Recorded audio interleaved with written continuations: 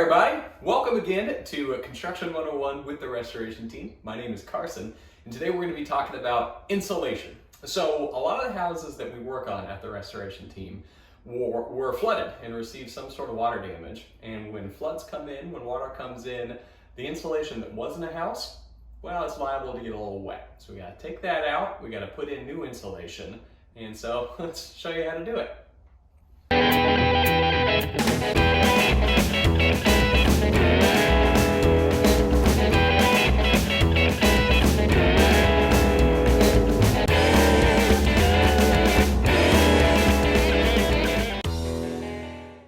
So insulation is very important to all homeowners, to all homes. It keeps you warm in the winter and cool in the summer. Insulation is measured in how effective it keeps the house warm and cool. Now, insulation is measured in what's called R values. Traditionally, you'll see R13, R19, R30. The higher the R value is, the more energy efficient that it can become. Now, I know what you're probably thinking, why wouldn't you just do all as high numbers as you can? Well, we are limited to the space that it can fit. And so an R13 are big enough to fit under 2x4s. So for walls that are 2x4 studs, we would use R13 insulation. Now sometimes walls are 2x6s, and a lot of homeowners and home builders will use that so they can fit in more insulation. So a 2x6 would use R19 insulation. On ceilings, we would use R19 insulation, and a lot of times under floorboards, under floor joists, we would use R30 insulation to keep it nice and warm in the winter. So right now, we are working in a home that we are repairing. This home was flooded from Hurricane Harvey, and so as you can see, we took out the bottom 4 feet of all the sheetrock in here, and we got to repair it back. So first, we're going to put in the insulation, and let's show you how to do that right here. So first, before we do anything, we're going to figure out how much insulation we'll need.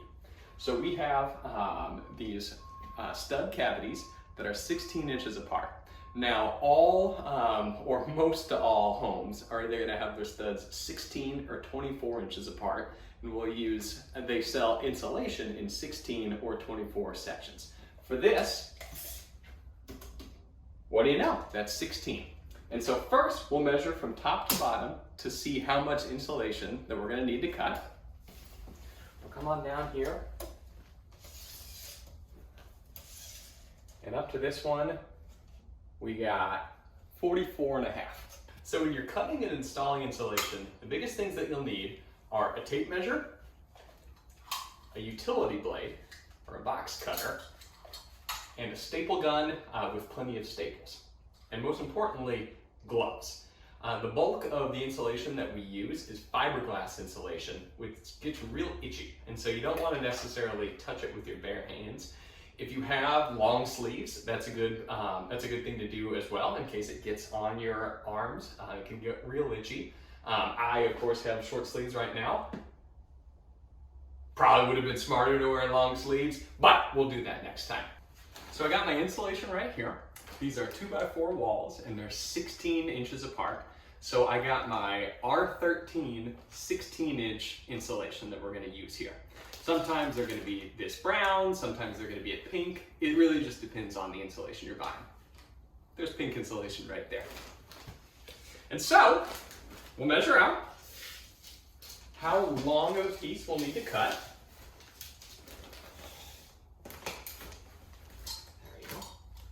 You'll take your blade, make a mark right where you need to cut it, and what we can do, this is nice and easy, is we'll start from the top here, make a little incision, and then just make a nice, easy cut, just like that. It doesn't have to be perfect.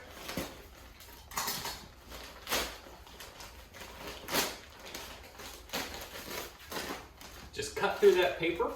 And if you can't get all the way through the insulation, the fiberglass, you can just kind of rip it at the end as well. It's not perfection, it's not rocket science. We just need a nice easy cut. Now, a little pro tip for you.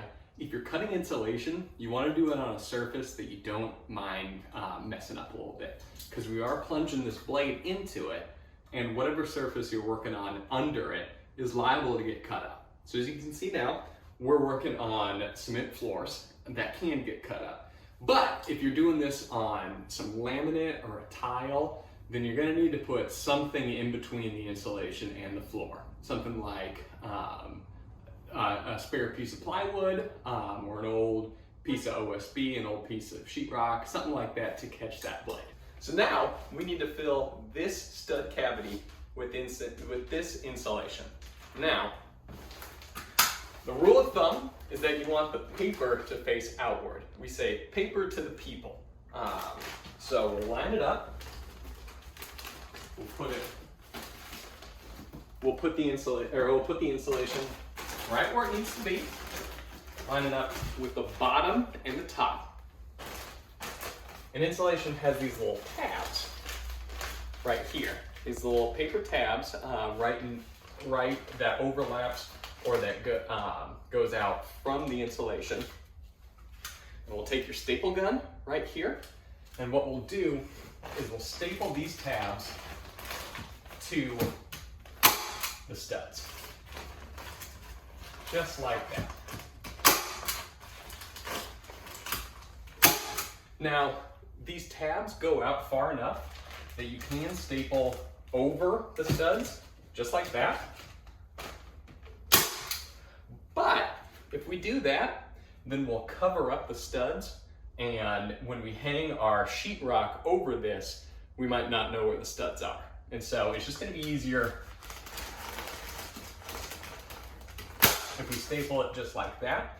There's not an exact science or an exact measurement that you need to do between the staples.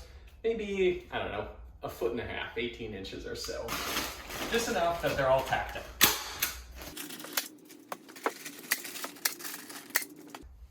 Perfect.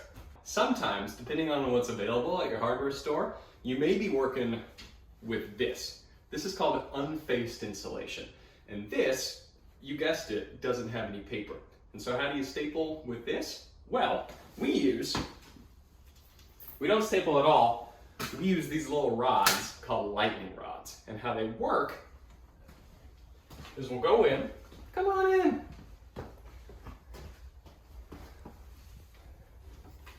These line up just like a paper would.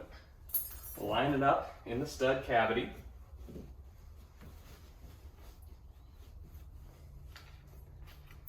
And we take, kind of hard to pick up with gloves. We take this lightning rod and we fit it on both sides of the stud, just like that, to keep it in. Sometimes studs are 24 inches wide, and so they do sell 24-inch lightning rods that go in between the studs. While you're here, let's quickly talk about ceiling insulation. As you can see, the ceiling insulation fits in just like the walls, but up here like that. Installation is going to be the same thing. You're going to staple into the ceiling joist like this. Now there are two ways to do that. You can either staple the paper into the ceiling joist.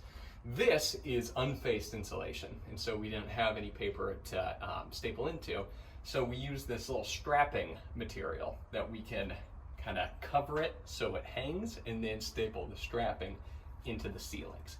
It looks a little funky, but once we put some sheetrock on here, it'll hide everything up. The only thing that matters is that the insulation is in here. And like we said, this is R19 because we're filling up 2x6 ceiling joists. So like I said, when you're working with insulation and you get some of it on you, it might get a little itchy. And so at the end of the workday, you're going to want to go home, take a shower, and I would recommend taking a cold shower because that's going to close up your pores. If you take a hot shower, it might open it up, and that fiberglass can still get in there. And so, at the end of the day, take a cold shower. And here's another tip for you.